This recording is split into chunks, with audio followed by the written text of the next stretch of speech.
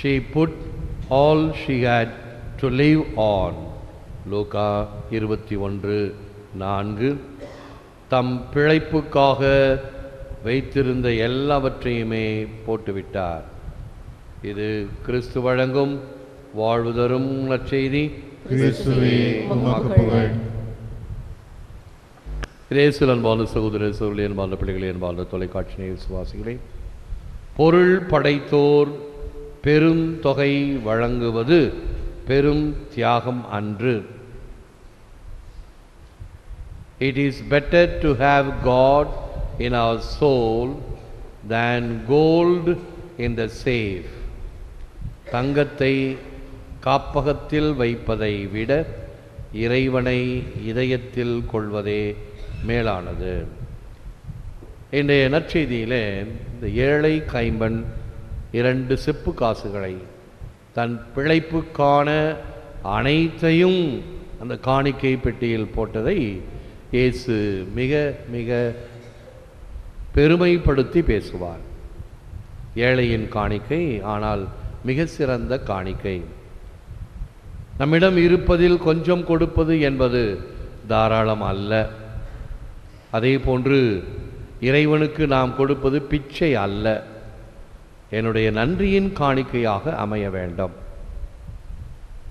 ஏறக்குறைய நெல்லித்தோப்பு, பேராலயம், பசலிக்கா, அரியாங்குப்பம் என்று பாண்டிச்சேரியில் மட்டும் 4 பெரிய பங்குகளிலே பங்கு தந்தையாக பணியாற்றிய பொழுது கிடைத்த ஒரு பெரிய அனுபவம் என்னவென்றால், பணக்காரர்கள் அவ்வளவு தாராளமாக இருப்பதில்லை.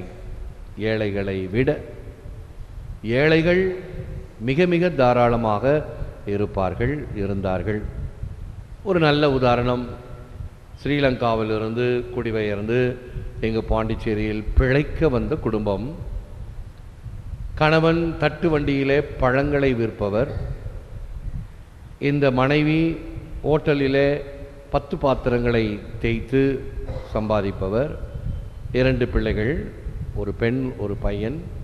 தினமும் திருப்பலிக்கு வருவார்கள், பாடல் வகுப்பில் கலந்து கொள்வார்கள். அவ்வப்பொழுது இப்படிப்பட்ட மறையுறையிலே நான் காணிக்கை கொடுப்பது எப்படி என்பதை ஒரு வழிமுறையாக கொடுப்பேன். வேதத்தில் சொல்லுவது தசம பாகம், 10இல் 1 பங்கு கொடுக்க வேண்டும், குறைந்தபட்சம் 1% கொடுக்க வேண்டும், அல்லது ஒரு தொகையை என்னால் முடிந்தவரை என்று நிர்ணயித்து கொள்ள வேண்டும். இப்படி வழிமுறை கொடுத்து உங்களுடைய எண்ணம், யாரையும் கட்டுப்படுத்துவதில்லை, கட்டாயப்படுத்துவதில்லை.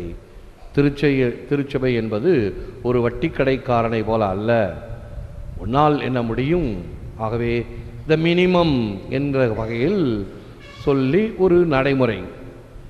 இந்த மறையுறை கேட்ட இந்த பெண் இந்த வாரத்தில் பங்கு அலுவலகத்துக்கு வந்து இந்த குடும்ப அட்டையோடு வந்து ஒரு 50 ரூபாயை கொடுத்து இந்த மாத காணிக்கை என்று கொடுத்தார்கள்.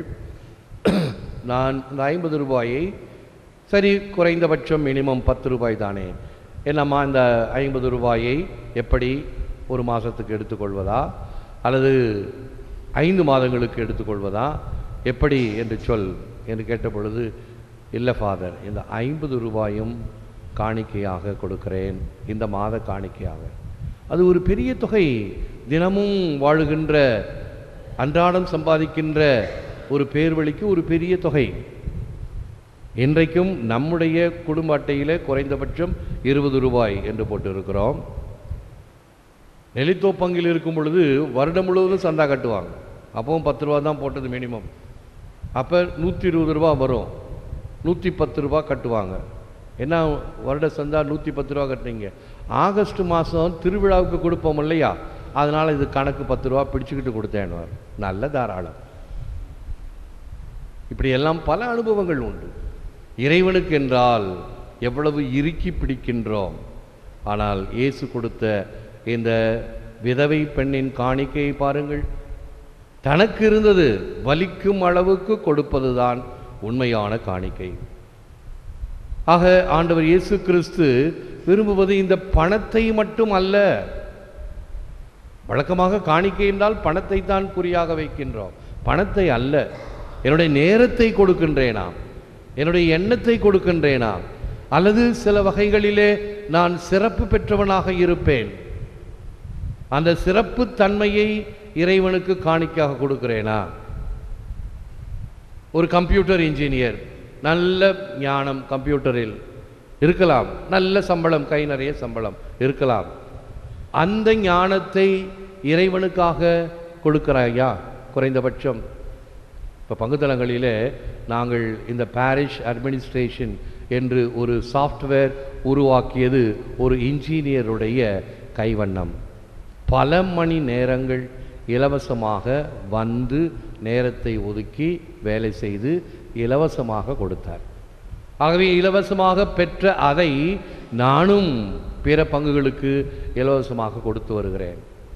ஆகவே உங்களுடைய பதிவுகள் எல்லாம் நம்முடைய கம்ப்யூட்டரில் இருந்தால் ஒரு சர்டிஃபிகேட் வாங்க வேண்டுமென்றால் 1 நிமிடம் போதும், காத்திருக்க வேண்டிய தேவையில்லை. எவ்வளவு தூரம் அனுகூலம்! இது எப்படி வந்தது?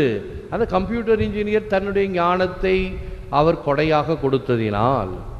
இப்படி எத்தனை பேர் நம்மில் வல்லமை உள்ளவர்களாக, திறமை உள்ளவர்களாக பல துறைகளில் இருக்கிறோம். இறைவனுக்காக எப்படி அதை கொடுக்கின்றோம்? ஒரு டீச்சர் ஒருத்தவங்க வந்தாங்க ஒரு பங்கில் இருக்கும்போது, ஃபாதர், நான் வழக்கமாக இந்த போதிக்கும் பணியில் இருக்கிறேன், வாரம் ஒரு முறை நான் ஆலயத்துக்கு வருவேன், எனக்கு 1 மணி நேரம் அல்லது 2 மணி நேரம் மேனுவல் ஒர்க் செய்ய வேண்டும், கோவிலிலே நான் பணி செய்ய வேண்டும், எந்த பணி வேண்டுமானாலும் கொடுங்கள், கோவிலை பெருக்குவதோ துடைப்பதோ அல்லது வேறு காரியங்களோ தாராளமாக நான் செய்கிறேன். நான் சொன்னேன், அதெல்லாம் அவரவர்களுக்குரிய பணியிலே செய்தால் சிறப்புடைத்து உங்களுக்கு ஒரு பணி தருகின்றேன். அப்பொழுது அந்த பங்கிலே ஏறக்குறைய 2200 குடும்பங்கள். இந்த குடும்பங்களின் தலைவர்களை பெயரை எழுதி ஒரு பெரிய லெட்ஜர் ஒன்று உருவாக்க வேண்டும். செய்து கொடுக்க முடியுமா? தாராளமாக செய்து கொடுத்து முடித்தார்கள்.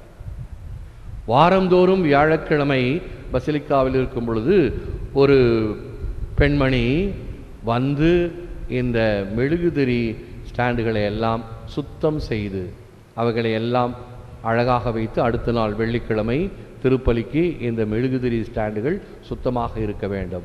என்னால் ஆன நேரத்தின் காணிக்கை. இவைகளெல்லாம் தாராள உள்ளத்தினுடைய வெளிப்பாடு. ஆகவே ஏதோ வருகிறேன் போகிறேன் என்கின்ற பேர் வழியாகத்தான் இருக்கிறோமே தவிர கடமைக்காக ஞாயிறு கடனை தீர்க்கிறவர்களாக பெரும்பாலும் இருக்கிறோமே தவிர உள்ளத்தின் ஆழத்தில் இந்த நம்பிக்கையும் இந்த தாராளமும் விசுவாசமும் எவ்வளவு தூரம் இருக்கிறது என்று என்னை சிந்திக்க பார்க்கலாம். Let us be generous with God and He will be much more so with us. இறைவனுடன் தாராளமாக இருப்போம், அவர் நம்மிடம் மிகவும் தாராளமாக இருப்பார். நிச்சயமாக நீங்கள் சந்தா கட்டும் பொழுது ஒரு ரசீது கொடுப்போம். அந்த ரசீதின் பின்பக்கம் பார்த்தீர்கள் என்றால் மலாக்கியா ஆகமத்திலிருந்து வேதவசனம் ஒன்று இருக்கும். இறைவனிடம் 10இல் ஒரு பங்கை கொண்டு வந்து சேருங்கள், உங்கள் பலகணிகளை திறந்து நான் வானக செல்வங்களை கொட்டுகிறேனா இல்லையா பாருங்கள் என்று சவால் விடுவதைப் போல ஆண்டவருடைய வார்த்தைகள் இருக்கும். இவைகள் எல்லாம் வெறும் கேட்பதற்காக சொல்லப்படுகின்ற மேடை பேச்சுகள் அல்ல, அல்லது அரசியல்வாதிகளின் வாக்குறுதிகளை போல அல்ல. இறைவனுடைய தனிப்பட்ட கருணையை பெற முடியும். நான் சொன்னேன் அந்த கம்ப்யூட்டர் இன்ஜினியரை பற்றி. அவருக்கு 2 பெண்கள், நன்கு படித்தார்கள். நான் தான் அவர்களுக்கு புதுநன்மை மற்றும் அருட்சாதனங்களை, திருமணங்களை எல்லாம் வழங்கினேன். நல்ல அந்த குடும்பங்களை ஆசீர்வதித்திருக்கிறார். இதுதான் கடவுள் கொடுக்கின்ற ஆசீர்வாதம். பல சமயம் பார்த்து பார்த்து திருமணம் செய்கிறோம், ஆனால் எவ்வளவோ பிரச்சனைகள் அதில் வருகின்றன நாம் அறிவோம். இறைவனுடைய ஆசீர்வாதம் அபரிதமாக கிடைக்கும் எப்பொழுது உன்னுடைய உள்ளம் தாராளமாக இருந்தால். It is amazing how small a dollar bill looks in a bar on Saturday night and how big it looks in a church on Sunday night. சனிக்கிழமை மதுக்கடையில் சிறிதான 100 ரூபாய், ஞாயிற்றுக்கிழமை ஆலயத்தில் பெரிதென தோன்றுவது வியப்பு. எல்லாம் நீங்கள் எல்லாம் உண்டியல் எடுக்கிறது இல்லை. பசிலிக்காவில் போர்டிங் பிள்ளைங்க தான் உண்டியல் எடுப்பாங்க. அவங்களுக்கு மக்களுடைய தாராளம் அத்துப்படி. இவங்க எவ்வளோ போடுவாங்க, இவங்க எவ்வளோ போடுவாங்க, இவங்க எவ்வளோ போடுவாங்க. ஒரு ஆயா அப்போ தான் சுருக்கு பொய்யை எடுத்து திறந்துக்கிட்டே இருக்கும். உடனே இந்த பிள்ளை என்ன சொல்லும், ஆயா காசு எடுத்துக்கிட்டு தயாராக இருங்க, நான் போய் வாங்கிட்டு வரும்போது வாங்கிக்கிறேன் அப்படிங்கணும். சரி, அந்த ஆயா எவ்வளோ தான் போட்டாங்க, தேடி பார்த்து 5 ரூபா எடுத்து போட்டாங்க. ஆகவே இருப்பதில் மிக சிறியதை கொடுக்கின்றவர்களாக, அதையும் தாமதமாக கொடுப்பவர்களாக எத்தனை பேர். ஒரு சின்ன பிள்ளையினுடைய அனுபவத்தை பாருங்கள். தினம் ஞாயிற்றுக்கிழமை தோறும் உண்டியல் எடுப்பதினால் மக்களுடைய காணிக்கை. மிஷன் சண்டே சமயத்தில் குருவானவர் அருட்கணியர்கள் காணிக்கை எடுப்பார்கள். நிறைய பேர் கை கட்டிகிட்டு இருப்பாங்க. அவங்களுக்கு கொஞ்சம் ஷேமாக இருக்கும், ஐயையோ பங்குசாமியார் வரும்போது நம்ம ஒன்றும் போடாமல் போட்டோமே, என்ன நினச்சிக்குவாரோ தெரியலையேன்னு. அப்போ நான் சொல்லுவேன், சரி மறந்தாலும் பரவாயில்லை, நீங்கள் உங்களுடைய காணிக்கையை கொண்டு வந்து சேருங்கள். ஒரு சிலர் தாமதமாக மிஷன் சண்டையை கொண்டு வந்து கொடுத்தார்கள். இந்த போடாமல் இருப்பவர்களுக்கு என்ன தெரியுமா, அவர்களுக்கு போட்டு பழக்கம் இல்லை எந்த ஞாயிற்றுக்கிழமையும். அதனால்தான் அன்றைக்கும் அவர்கள் கை கட்டி இருக்கிறார்கள். பிள்ளைகளுக்கும் ஒரு காணிக்கையை கொடுத்து அனுப்ப வேண்டும். அந்த கொடுக்கின்ற பழக்கம், காணிக்கை கொடுக்கின்ற பழக்கம்.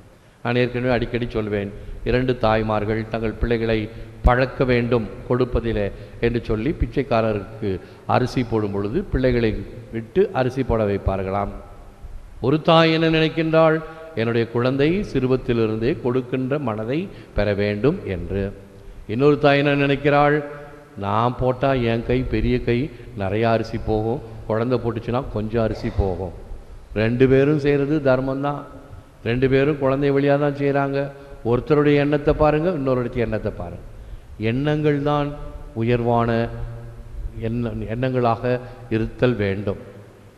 உயர்வான எண்ணங்களே நிஜமான உயரங்கள் என்று சொல்லப்படுவதை நாம் அடிக்கடி கேட்டிருக்கிறோம். எனவே இத்தகைய பின்னணியில் ஜெபிப்போம், இழந்தால் இருப்போம். ஆண்டவராகிய இயேசுவே, அளவில்லாத உமது அன்பு எல்லையற்றது. எம்மையும் எம் வாழ்வையும் எம் நன்றி காணிக்கையாக ஏற்றருளும். உமதான எமது அனைத்தையும் ஏற்று உம் மகிமைக்காக பயன்படுத்தும். Lord Jesus, your love knows no bounds. You give without measure. All that I have comes from you. May I give freely and generously in gratitude for all that you have given to me. Take my life and all that I possess and use them as you see fit for your glory. எல்லாம் வல்ல இறைவா, உம்மை போற்றுகிறோம், புகழ்கிறோம், நன்றி கூறுகின்றோம், ஆராதிக்கின்றோம். தேவரீதாமே இந்த நற்கருணையிலே எமக்காக விற்றிருக்கின்றீர். உமக்கே நன்றி, துதி, தோத்திரம், புகழ், மகிமை உண்டாவதாக. நீர் படைத்தீர் படைப்பெல்லாம் மனுவுக்காக, மனுவை படைத்தீர் உம்மை வணங்க. உமக்கே நாங்கள் என்றும் நன்றியுள்ளவர்களாக, தாராளமுள்ளவர்களாக, தியாகமுள்ளவர்களாக இருக்க செய்திடலாம். எங்களுக்காக அல்ல, உமக்காகவே வாழுகின்ற தன்மையை எமக்கு தாரும். புனித சின்னப்பறை போன்று வாழ்வது நான் அல்ல, என்னில் கிறிஸ்து வாழ்கின்றார் என்ற மனநிலை எமக்குள் உருவாகட்டும். அதே போன்று பிறர் நல சேவையிலே, பொது காரியங்களிலே, ஆலய காரியங்களிலே தாராளமாக சிந்தனையை கொடுக்க, நேரத்தை கொடுக்க, என்னுடைய பணியை கொடுக்க சித்தமாக்கியருளும். இதனால் யாம் பெற்ற இன்பம் பெருக இவ்வையகம் என்பதை போல எனக்கு நீர் கொடுத்த கொடைகளை பிறருக்கும் பகிர்கின்ற வகையில் எமக்கும் ஒரு ஆசிரை நிறைத்து கொடுக்கின்றீர் என்பதற்காக நன்றி கூறுகின்றேன். இந்த நேரத்தில் நாங்கள் செபிக்கின்ற இந்த ஜெபம் எமக்காக மட்டுமல்ல, ஊடகங்களின் வாயிலாக ஜெபித்து கொண்டிருப்போர், நன்றியோடும் விசுவாசத்தோடும் உம்மை தொட்டு ஜெபித்து கொண்டிருப்போர், தங்கள் தேவைகளுக்காக வருந்தி ஜெபித்து கொண்டிருப்போர் அனைவரையும் உம்முடைய திருப்பாதத்தில் சமர்ப்பிக்கின்றோம். ஏற்று வரமருளும் இறைவா, காக்கும் கரங்களினால். ஆமென், ஆமென்.